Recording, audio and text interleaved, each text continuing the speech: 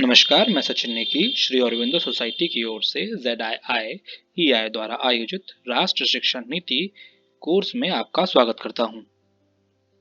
आइए श्रृंखला को आगे बढ़ाते हुए मॉड्यूल 6 के भाग 2 की जानकारी प्राप्त करते हैं, जिसके अंतर्गत हम विशेष आवश्यकता वालों बच्चों के लिए शिक्षा, विशेष एवं मेधावी विद्यार्थियों के लिए शिक्षा के बारे में जानकारी प्राप्त करेंगे।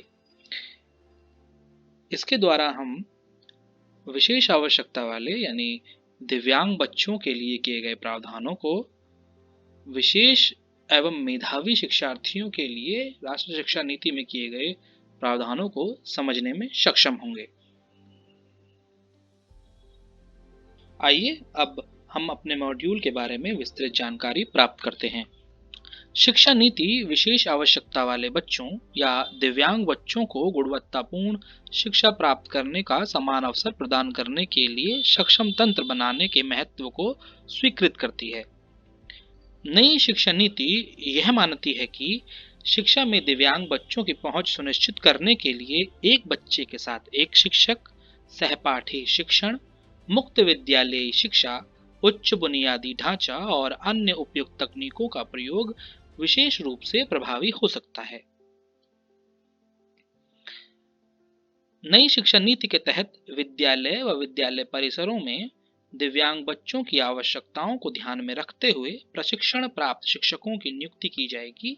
साथ ही गंभीर एवं एक से अधिक अक्षमता वाले विद्यार्थियों के लिए जहां आवश्यक हो संसाधन केंद्र स्थापित किए जाएंगे।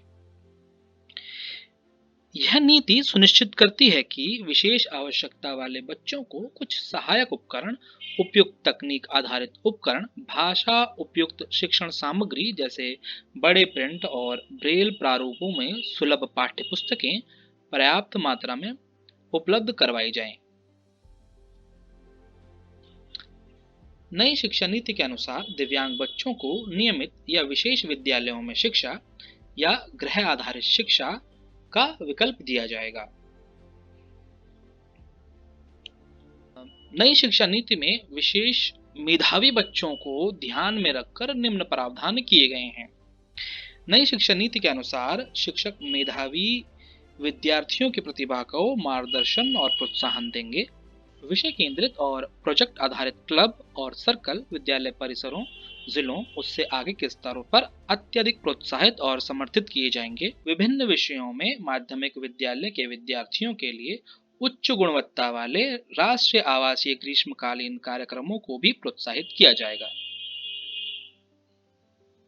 देश भर में विभिन्न विषयों में ओलंपियाड और इसके जैसी प्रतियोगिताओं को आयोजित किया जाएगा, जिनमें स्कूल से लेकर स्थानीय और राष्ट्रीय स्तर पर यह सुनिश्चित किया जाएगा कि योग्य विद्यार्थी सभी स्तरों पर उनमें भाग ले सकेंगे।